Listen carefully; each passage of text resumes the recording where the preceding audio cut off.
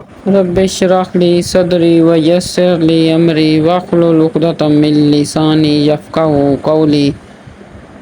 ربی زدنی علما اللہم فقہنا فی الدین اللہم بارک لنا فی اوقاتنا وَلَقَدْ يَسَّرْنَا الْقُرْآنَ لِلذِّكْرِ فَهَلْ مِن مُدَّكِرٍ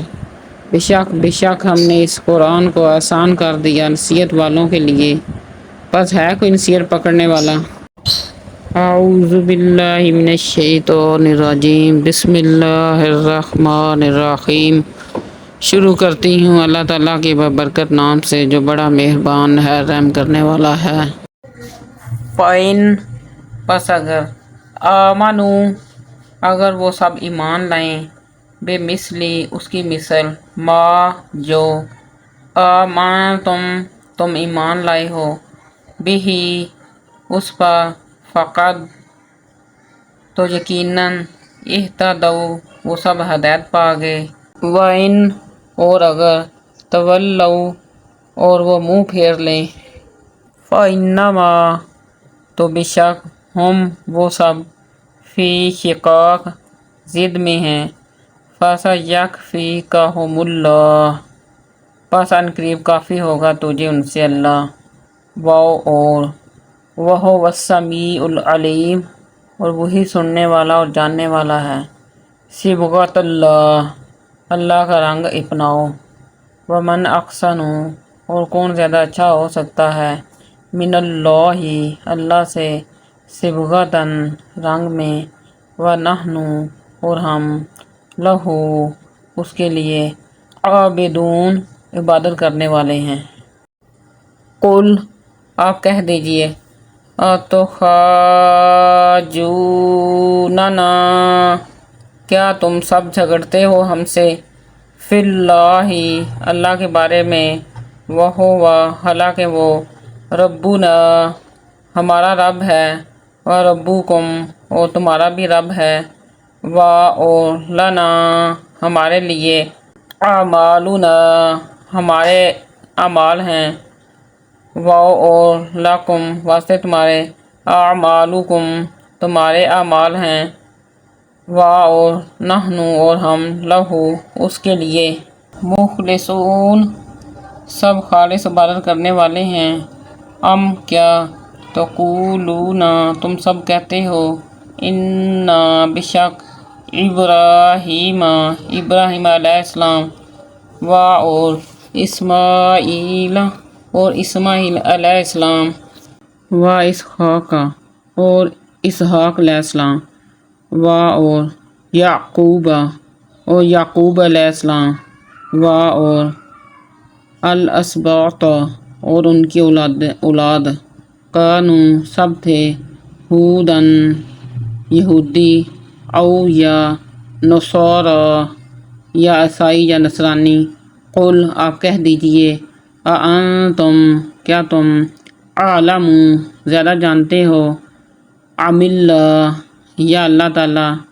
اور من کون ہے، اظلم بڑا ظالم، ممن اس شخص سے جو، کتم چھپائے، شہادتاً گواہی کو جو، عندہ اس کے پاس ہو، من اللہ اللہ کی طرف سے، اور ما نہیں، اللہ اللہ بغافل غافل یا بے خبر، اما اس سے جو، تعملون جو تم سب عمل کرتے ہو، تلک یہ امتاً ایک امت تھی، قد تحقیق یا یقیناً، خلت گزر چکی، لہا اس کے لیے ہے، ما جو کسبت اس نے کمایا،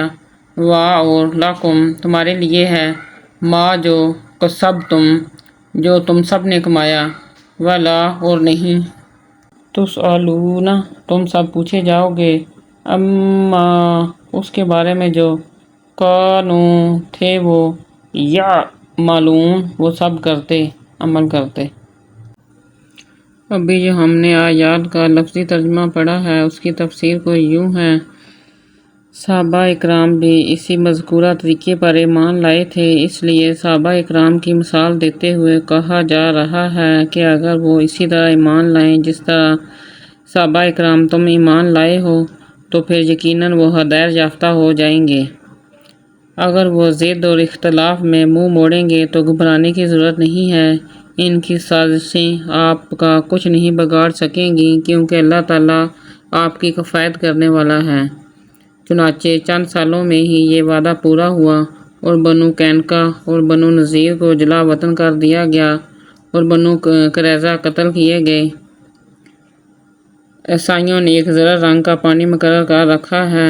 جو ہر عیسائی بچے کو بھی اور ہر اس شخص کو بھی دیا جاتا ہے جس کو عیسائی بنانا مقصود ہوتا ہے۔ اس رسم کا نام ان کے ہاں بپتسمہ ہے۔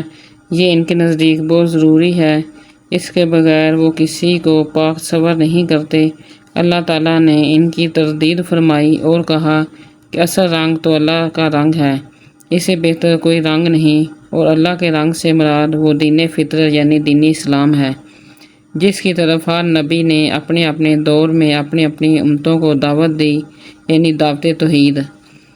کیا تم ہم سے اس بارے میں جھگڑتے ہو کہ ہم ایک اللہ کی عبادت کرتے ہیں،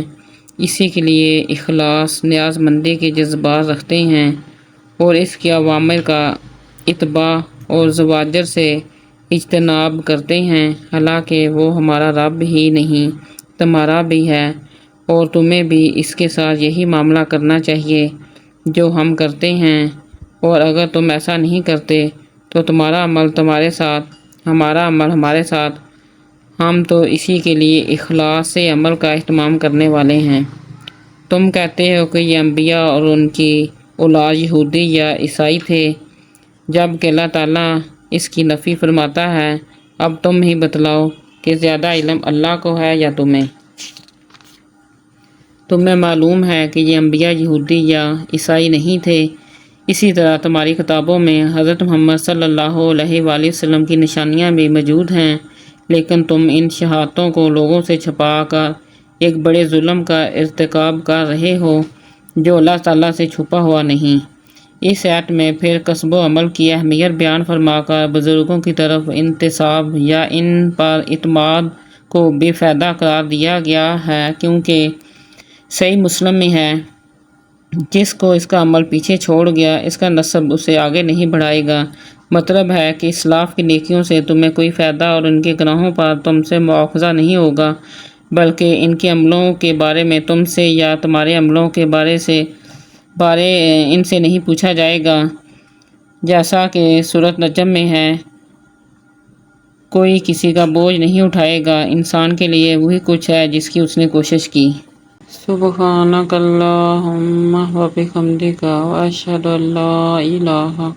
الا انت استغفرک و اتوب الیک وآخر دعوانا ان الحمد للہ رب العالمین۔ صدق اللہ العظیم وما علینا الا البلاغ المبین۔ ماشاء اللہ، اللہ تعالیٰ کے حکم سے آج ہمارا پہلا پارہ مکمل ہو گیا۔ کل سے انشاءاللہ دوسرا پارہ شروع کریں گے۔ اللہ سے دعا ہے کہ جو کچھ ہم نے پڑھا، جو کچھ سنا، اس پر عمل کی توفیق دے اور ہمارے لیے آخرت میں راہ نجات بنائے۔